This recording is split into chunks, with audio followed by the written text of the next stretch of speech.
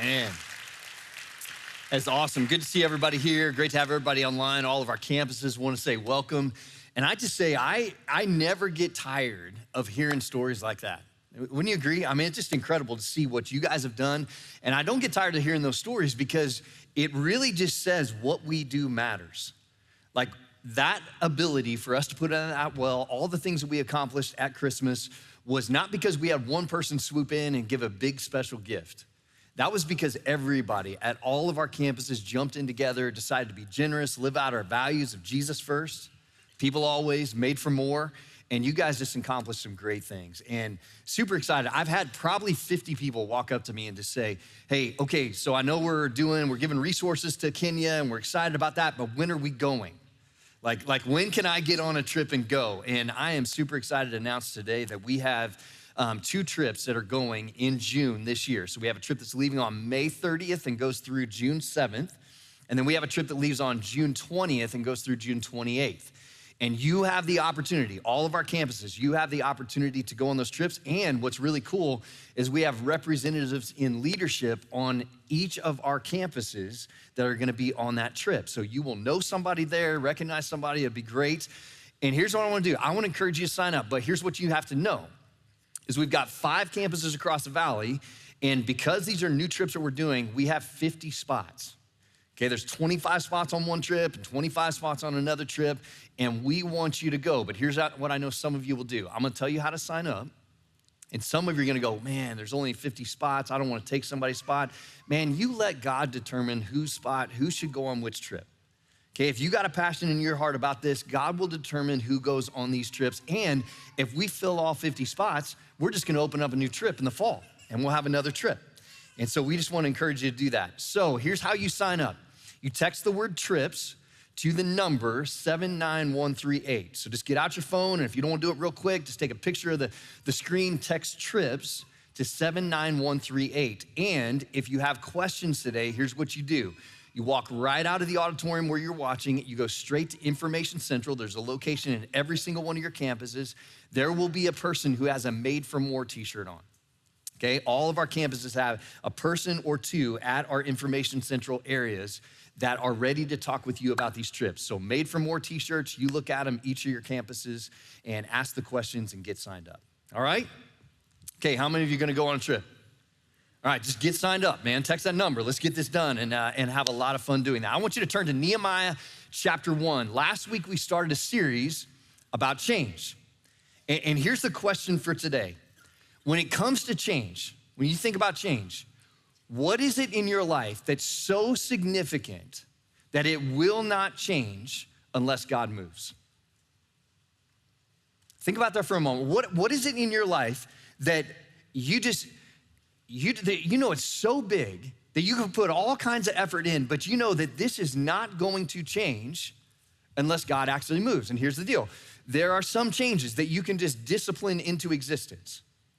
Right? There's some changes you can just say, okay, if I make a commitment, if I do this for a certain amount of time, create a new habit, I can discipline this into existence. There are other changes that are outside of our control. And what do you do when you run into those kind of moments where you need God's partnership to actually see change? As we jump into 2026, I think all of us have some area in our life that we want to see change. We talked about that last week. But here's the issue. We all want change, but the reality is we're in this series, Grit, not all of us are willing to have the grit, the passion and perseverance to do what change actually requires. Like we all say we want change until it gets hard, until it gets difficult, and until it just takes a little bit of extra effort. And there are moments when we look at, if nothing changes in our life, nothing changes. Kevin Yo says this.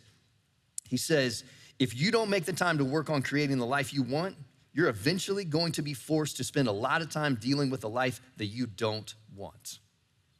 If you weren't here last week, I'm gonna give you 3 ideas that we shared about change. First one was this: if nothing changes, nothing changes. Like if you keep doing what you're doing, you're gonna keep getting what you're getting. If you want change, you have to actually change something. Second idea was this: if you wanna move up, you gotta get fed up. Like there needs to be a moment when it comes to change. There needs to be a moment where we get so fed up with how things are that we're ready to put into the work to get them to where they need to be. Like we get to a point where we say, I had enough. I can't live with this anymore. And that leads to the third key to change. And the third key to change is just confess reality. Like we actually come to a place where we're so fed up that we confess, we name the problem that's standing in between what could and should be. That's keeping us from the vision that God may have for our life, or we may have for a certain area of our life, or our family says would be healthier or better for us. We just confess reality and say, something's got to be different. And today we're gonna jump from the ideas of the disciplines we can have, like change that happens with a little bit of discipline, to the idea of bigger change. If you weren't here last week, we started a series, like I said, to give us a little bit of motivation for change in the new year. And we actually started not just a series, we started a challenge. And we call it a Grit 52 challenge. And here's the idea. We choose 3 things. Okay, as we start off, everybody does New Year's resolutions at the beginning of the year. A lot of people do. To help us with change, we just decided we're gonna do a 52-day challenge as a church, all our campuses together, where we're gonna choose one daily discipline in 3 areas. So really 3 daily disciplines. We'll do it, one in each of 3 different areas. So the first one's spiritual, the second one is physical, and the third one is some area of personal discipline. So we choose something, we write it down. We gave you a card last week, and there's a card sitting on your chair. If you didn't get those, grab those now. I would encourage you to grab them, jump in, write down 3 disciplines for you. Pray about them, think about what they are, and then you track them for 52 days. Okay, knock them out, you mark them off, you do it consistently, 52 days. Can you imagine what would happen if you did consistently what you used to do occasionally? For 52 days, you did something spiritual, like read the Bible every single day, pray every single day. Physically, you did some kind of eating plan or diet plan or walking or running or exercising or something, or getting more sleep. What would it be? Personal discipline, reading 10 pages a day, not procrastinating, spending 15 minutes just purposefully listening to my family, whatever it would be. What would happen if you did that consistently for 52 days? Now, I gave you mine last week. I'll reiterate them again today. Here's my list: 15 minutes of focused prayer to start off my day. 15 minutes of focused prayer. Physical was intermittent fasting and exercise. Personal development was journaling and reflection, ending my evening with 15 minutes of journaling and reflection each night. Now, how did I do? You can see my card. 7 days, you can see my card. There you go, 7 days, nailed it, right? Nailed it. And what was really cool is there was a whole bunch of you guys. I went to the gym this week, and I can't tell you, every single day I went to the gym, somebody came up and said, hey, I'm gonna get that t-shirt, right? I'm gonna get that t-shirt, and they've been marking their stuff off. I saw one family, and they walked in, and I'd seen the husband a whole bunch of times, hadn't met the wife yet. They walked in together, and they're from our Queen Creek campus, and I looked at them, and I said, you guys making it a date? And they were like, going to get that t-shirt. And some of you are going, what do you mean t-shirt? If you turn in your card and you've marked off 52 days straight, here's what we'll do to give you some motivation. We will give you a free t-shirt, this t-shirt with our values on the back. Everybody's been asking me when we get these values t-shirt. Well, here's how you get a values t-shirt. You go 52 days straight. It's honor system, like no lying. Okay, we're a church, be honest. Knock it out 52 days straight. If you messed up last week, don't worry. You can start again this week, but not after that. And then go 52 days straight and knock out and get that done. And at the end of those 52 days, man, what kind of habits would you create in your life that might create some consistency and create something different in your life? That would be awesome. Okay, today, what we're gonna do is dive a little deeper. We're gonna dive deeper into Nehemiah because, like I said, some changes you can discipline into existence, some changes you cannot. Nehemiah chapter 1, get there, we'll be in verse 8, give you a little bit of recap. Israel, God's people, they have been exiled into Babylon. Basically 70 years before the day we're talking about, Babylon had come in, they had destroyed Jerusalem. Tore down the temple wall, or the walls around Jerusalem of protection, and basically just put them in disgrace, took their best and brightest, hundreds of thousands of people, and took them off to Babylon, exiled them away in Babylon. Nehemiah, our main character, Nehemiah has been born in captivity. He's never seen Jerusalem. For some reason, somehow, God just ordaining his path, he grows up not as a slave, he grows up and is put in a prominent position in the king's court. He's the cupbearer to the king, which is actually a really huge, strong, important leadership position. You would think it would be expendable. Cupbearers, testing the wine, testing the food, make sure there's no poison, that kind of thing. No, this is like chief of staff, director of security.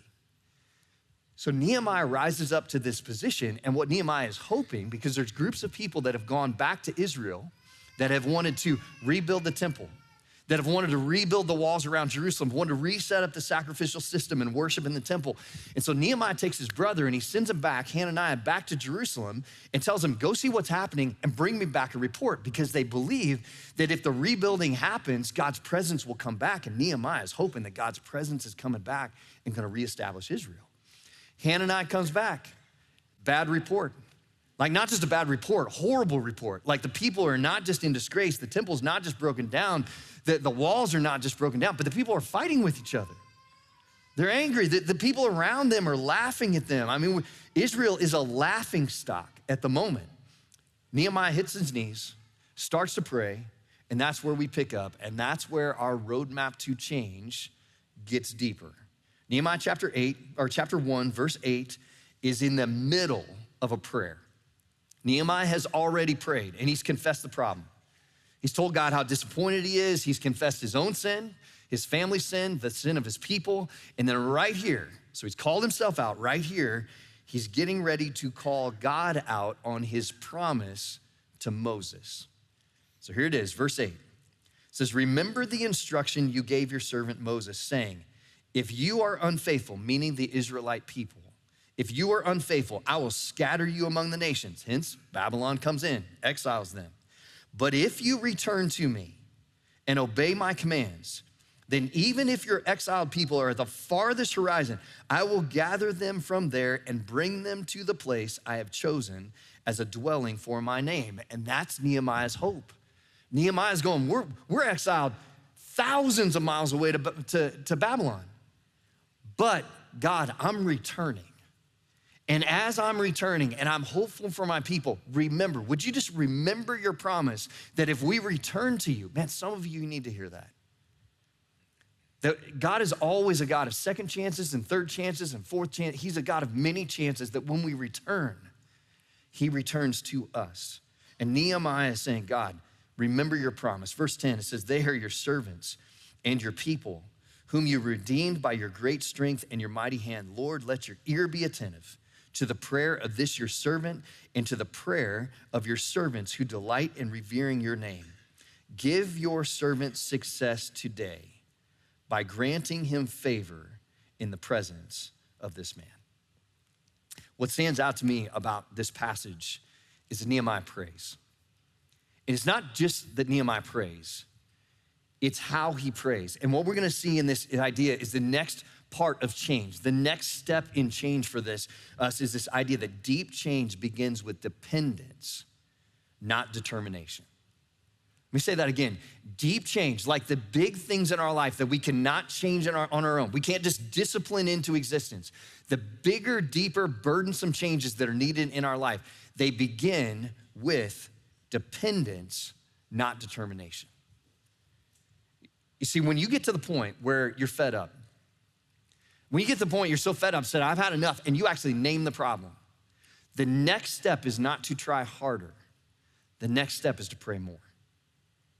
The next step is not just to put a little more effort in and try to change this thing. You've already just decided, hey, in this kind of situation, I can't change this. Nehemiah looked at this situation and he said, there is no way this will change unless God moves. So it wasn't a little bit more determination. It was a whole lot more dependence. And what we learn from Nehemiah, you see in two words. One is everything and every time. Everything and every time. When you look at Nehemiah, every time in the book of Nehemiah that he faces opposition, that he faces criticism, that he faces some kind of obstacle or negativity or fear, it's actually 11 times in the book of Nehemiah he faces something that's a wall in front of him. And you know what Nehemiah does every single time? He hits his knees and prays. Like, question for you, is prayer your go-to? Nehemiah hits his knees and prays every single time, and then everything. He brings everything to God. There is nothing that's too big or too small for God. Nehemiah brings before God and believes that he could be part of a solution. He brings before God a national crisis. Like a national crisis. And he's like, God, I'm bringing this before you because this is not too big for you. All the way down to his own leadership insecurities and fears. He brings criticism of other people before God. He brings his fears, his inadequacies. He brings all kinds of things before God and says, God, would you take care of these things? And what's interesting is if you don't understand the timeline between chapter 1 and chapter 2, you don't really catch the depth of his prayers when he prayed every single time for everything. Did you realize that when Nehemiah gets a report from Hananiah, it's around November, December timeframe? And then if you track, you just look at the Jewish calendar and the months that are mentioned, it's November or December when he gets the report. It says he hits his knees, he begins to pray, to weep, and then he says he fasted and cried out to God for some days. You know how long the some days was? You get to the beginning of chapter 2, it's another Jewish month. It's actually March or April. We're talking, guys, he spent 3 to 4 months on his knees in prayer. 3 to 4 months. Anytime that he had an opportunity, Nehemiah was hitting his knees and saying, God, I need you to do something about this. God, we need help. Like our people are in disgrace because of their sin. We are exiled away in Babylon. There's nothing that I can do on my own. God, this will not change unless you move.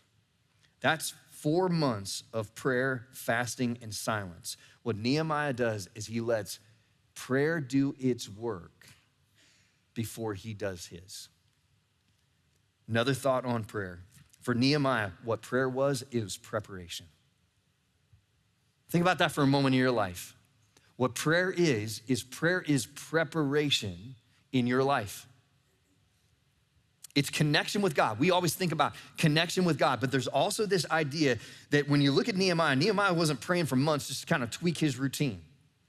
He wasn't praying for months to get just 52 days of more discipline to change something in his life. He was praying for the transformation of entire people. And for months, he prayed bold prayers that allowed God to shape his heart. It was preparing him. It was shaping his heart. It was clarifying his thinking. It was helping Nehemiah know what to do with this burden that God was placing on his heart. You see, some changes require discipline. There's other changes that require dependence. What is it in your life that's so significant right now that it's gonna require a little bit more than discipline for something to change?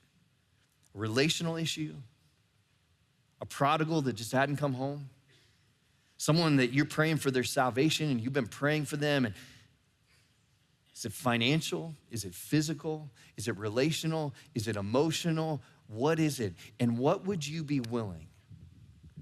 Let me ask you this. What would you be willing to pray for 3 to 4 months straight about? Now, some of you would say when I say something like someone's salvation or a prodigal coming home, some of you would say, I'm praying for years for that. Understand, God is with you in those moments. He's with you in those prayers, and he's shaping something, whether it be in someone else or in you, for the right moment. Nehemiah spent 3 to 4 months praying, and prayer for him was preparation. Nehemiah's prayers refined that burden he had. You think about a burden, a calling. You could almost call this a calling. And it's interesting that there are some burdens in our lives, some callings in our life that just are attached to a burden that just won't go away. And Nehemiah just kept praying and he kept praying, and it created a dependence and a clarity that prepared Nehemiah for God's plan. Mark Batterson writes in The Circle Maker, a great book on prayer. He says this, he says, prayers are prophecies. They are the best predictors of your spiritual future. Ultimately, the transcript of your prayers become the script of your life. Guys, I love that quote. Prayers are prophecies. Man, the transcript of your prayers become the script of your life. Now, some of you hear that and you're like, that sounds a little like selfish. That sounds a little self-focused, like a little health and wealth, like, hey, I pray this and God's gonna do it. No, that's not what Mark Batterson is saying. What Mark Batters is saying is prayer doesn't change God, prayer changes who? Prayer changes you. What prayer does is it aligns us closer. It aligns us closer to the transcript for our life, to the plan that God's put out for us, the possibility of those plans. And when we begin to pray, not just these Hail Mary prayers that we just throw up but we spend concerted time in prayer. What prayer does is it prepares our hearts for the plan that God has for us. It prepares us for the moment. You see, as we start this year, the question for us about change is not what do you want to change? The question would be better asked in this is what are you willing to keep praying for? Like, what are you willing to sit with God? To sit with God in prayer and just say, God, I can't do anything about this. You need to move. And where do you need to move? Where do you need me to move to be with you? It's interesting, gritty people are facing changes that they can't change on their own. They don't try harder, they pray longer. They just pray longer and they partner with God. Luke 18, Jesus says, always keep praying and do not give up. 1 Thessalonians 5 says, pray without ceasing. That's why when you look at my card, when I've written my stuff down and said, hey, here's what my disciplines are. My spiritual discipline is to start my day with 15 minutes of focused prayer. 15 minutes of focused prayer. Some of you look at that and you go, 15 minutes? Like I can't even pay attention for 30 seconds. Well, turn your notifications off on your phone, find a quiet place. But reality is, first day that I sat down for my 15 minutes, it was about 4 minutes in and my mind was going all over the place. That's why when I pray in my 15 minutes, I do it with a notebook and I write. And I keep writing to keep my mind focused and keep focused. And you might say, I don't know how in the world, I don't even know how to pray. Some of you would say. And you know what? To help you, our teams come up with a resource. And I just want to encourage you with this, whether you know how to pray or you've been praying for years. We were doing this thing called guided prayers. And what was really cool, the other day, I went into my 15 minutes of prayer time and I pulled up guided prayers. I pulled up the guided prayers and we had a staff member for 5 minutes that took one piece of scripture and then walked me through. It's just an audio thing I was listening to, just walked me through that scripture and then walked me through a moment of time where I could slow down, I could breathe, I could calm myself, get rid of the distractions, and then begin praying through that scripture and then begin praying for my day and connecting my heart with God's heart so his plan was clear to me for that day. Man, if you want to jump in, here's the thing. We did guided prayers over December, and we did them one prayer for each week and encourage you to jump into that one prayer each day for each week. Here's what we're doing. Starting tomorrow, December 19th, starting tomorrow, guided prayers launch, and it's every single day of the year. Every single day of the year, there is somebody that's going to lead you through, and all you do is your keychain. So I hope all of you have keychains. Your keychain has your values on it, our values for the church on it. If you don't have one of these keychains, get one. They're at Information Central at all of our campuses. There's a QR code on there. All you do is use your phone, use the QR code. It'll take you straight to guided prayers. You go to guided prayers, and if you don't do it that way, they're on YouTube, they're on Spotify, they're on Apple Podcasts. Anywhere you get our information, you can do this. And I would challenge you, take that challenge and do it. No matter what your other spiritual discipline is, here's the thing for me. If prayers are prophecies, if prayers align our heart with God's heart, 15 minutes ain't enough. Like for you and me, it ought to be that we are spending whatever time. If it's 15 minutes, 20 minutes, if it's 3 to 4 months length in time that we're praying for one thing, man, we ought to be willing to do it because it aligns, it doesn't change God, it changes us. And if you're looking for some kind of change that you're going, it ain't gonna happen. In my own power, it's not gonna happen. Maybe it will in your prayers. Maybe God will show you what he wants to do and what he wants you to do through your prayers this year. I want you to look at chapter 2 and I want you to see the result. Chapter 2, starting in verse 1, the result of Nehemiah's prayers, it's so awesome. In the month of Nisan, so 3 to 4 months ahead, in the 20th year of King Artaxerxes, when wine was brought to him, I took the wine and gave it to the king. I had not been sad in his presence. So Nehemiah is showing some emotion here. So the king asked me, why does your face look so sad when you're not ill? This can be nothing but sadness of heart. And then Nehemiah makes a statement. He says, I was very much afraid. Why was Nehemiah afraid? Because the king could look at him and say, hey, you're in the king's court. You don't act like that. Off with your head. Like it was literally a rule. It was a law that in the presence of the king, you do not show negative emotion. So what Nehemiah is relying on here right now is a whole lot of prayer and a whole lot of relationship with the king. Because the king had some bad dreams, like didn't sleep well last night, gets up in a bad mood. This could be off with his head. It says, I was very much afraid, but I said to the king, may the king live forever. And guys, look at how bold this is. He says, may the king live forever. Why should my face not look sad when the city where my ancestors are buried lies in ruins and its gates have been destroyed by fire? I mean, knowing what's at stake right here, knowing what could happen, that's some guts. That's some guts. And Nehemiah just leans into it. And here's what the king says. The king said to me, what is it you want? It's like, this is the moment. Nehemiah's been praying for 3 to 4 months, and all of a sudden, God is ordaining this moment. He says, then I prayed to the God of heaven. He gave up like one of those holy panic prayers, right? It's like, God, help me in this moment. But those panic prayers have been backed up by how many months of prayer? 3 to 4 months of prayer. Verse 5, he says, I answered the king, if it pleases the king, and if your servant has found favor in your sight, let him send me to the city in Judah where my ancestors are buried so that I can rebuild it. Guys, the moment comes, 3 to 4 months of praying. Nehemiah hasn't forced a meeting. He hasn't said anything. He didn't get emotional and go crazy and say something to the king too early. He just prayed and waited.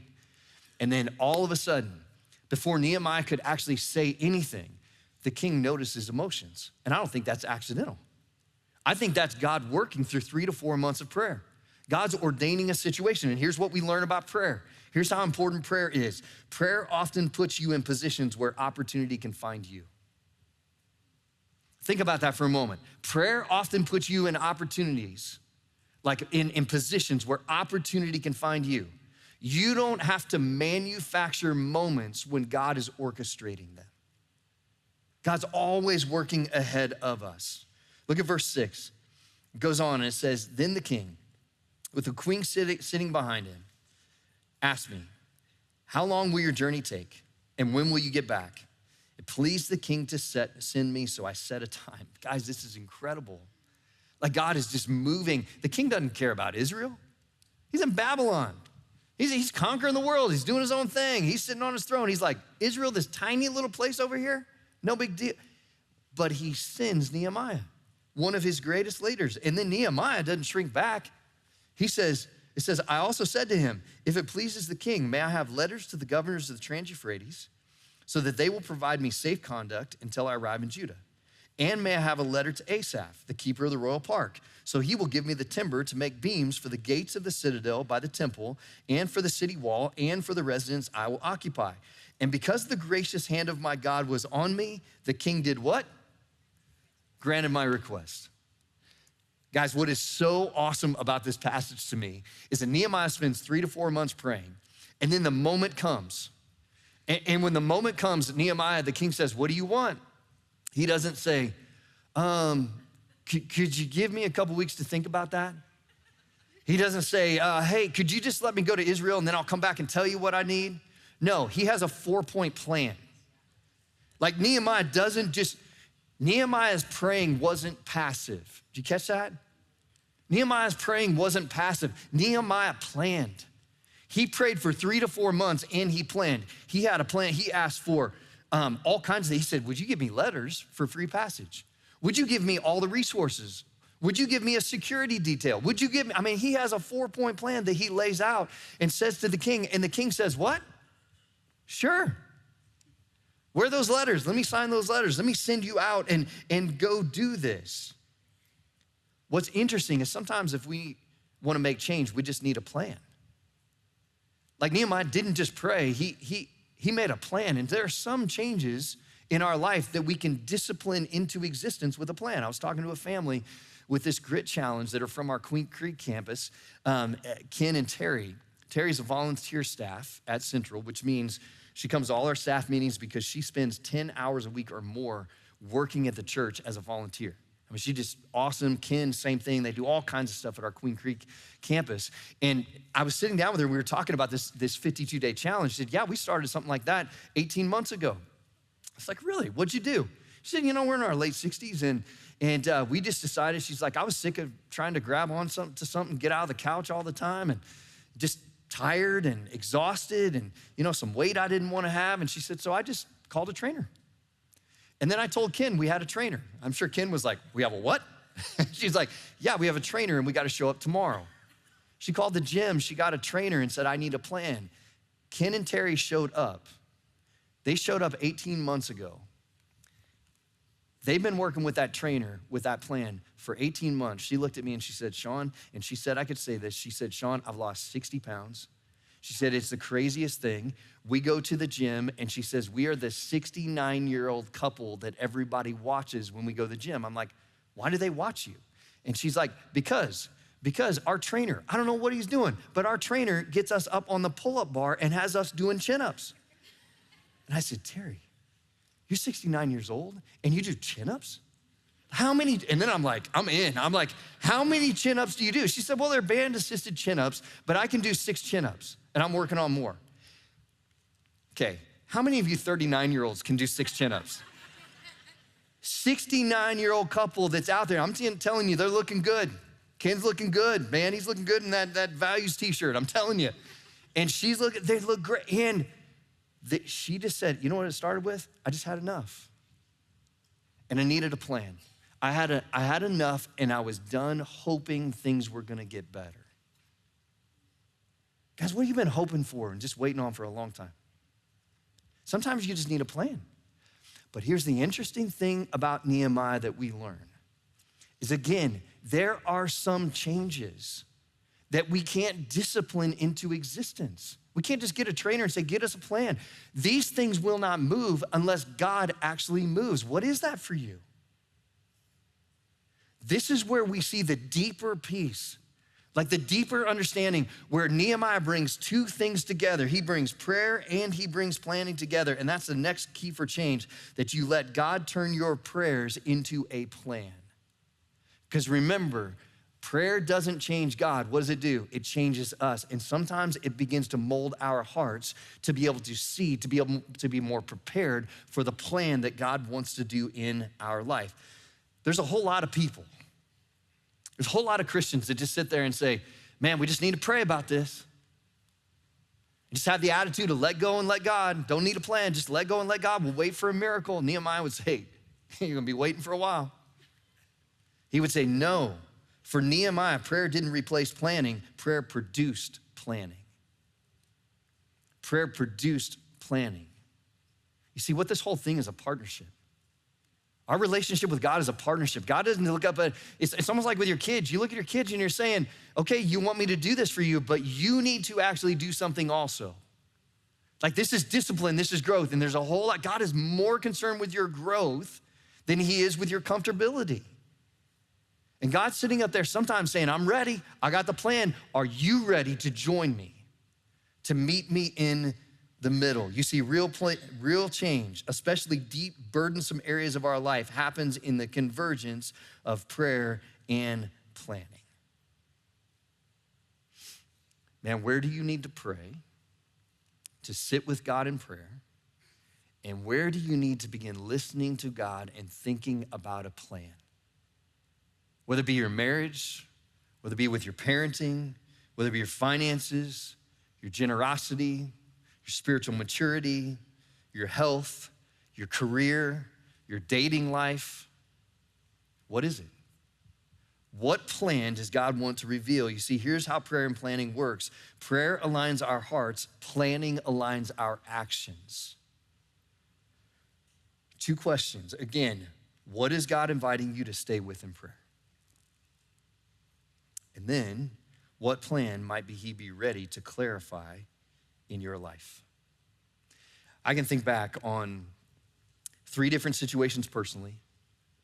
One that was just a relational situation. 2 that were vocational situations. One had to deal with what I was gonna be doing in the future and if it was time to become a senior pastor or not. Another was just purpose and like what God's created me to be and what should I actually do, and I was questioning that. And they took, each of those times was 6 to 12 months of concerted prayer. 6 to 12 months of just off and on. It wasn't like every day I was on my knee for, hours and, but it was concerted prayer for 6 to 12 months on each of those. There's also one other time when I was 22 years old and I was about to make a decision that would have changed the entire direction of my life. That was not a good decision. My parents had seen it coming, and my parents had spent 6 to 12 months praying specifically for me and planning on how they would get my attention. And I'm talking about 22 years old. How many of you have stories when you were in your 20s where you're getting off track? All of us did, right?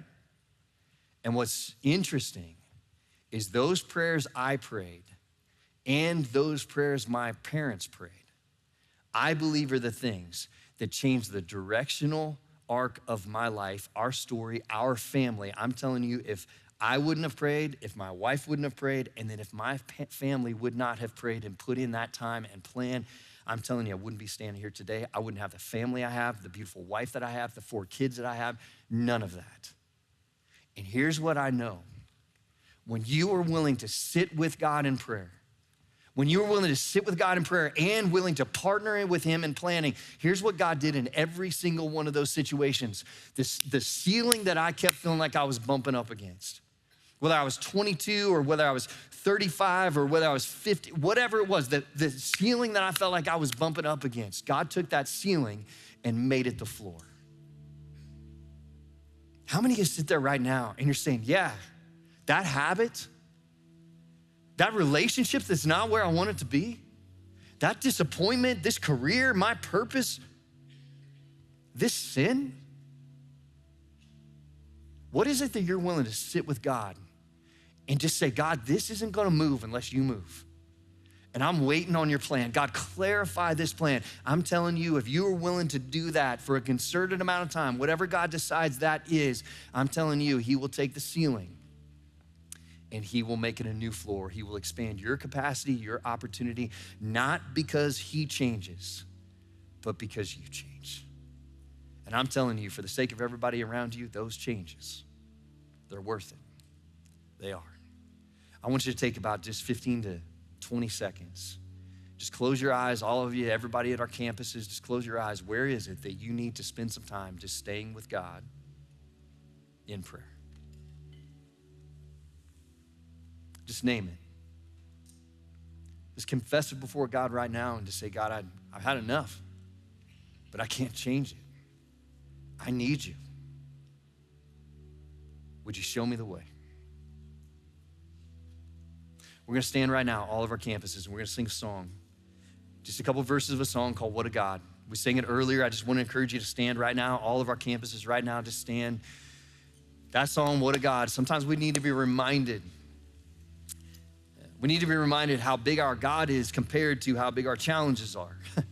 There's a lot of times we're like, we don't bring everything before God because do you remember that Nehemiah went before God and he brought a national crisis before God, and we're gonna see that God's gonna change that entire situation. I think he could change yours. So we're gonna sing and we're gonna remind ourselves the God that we actually serve. Let's pray and we'll sing together. Father, I just bring all of our campuses, every single person before you right now. There are some situations that we walk in with that are too big for us. God, I pray for the person that's feeling that in whatever area. God, would you reassure them through this, what they sing right now, the words of this song, that you're with them. And if they will stay with you, you will show them the way. God, we love you. It's in your name we pray. Amen.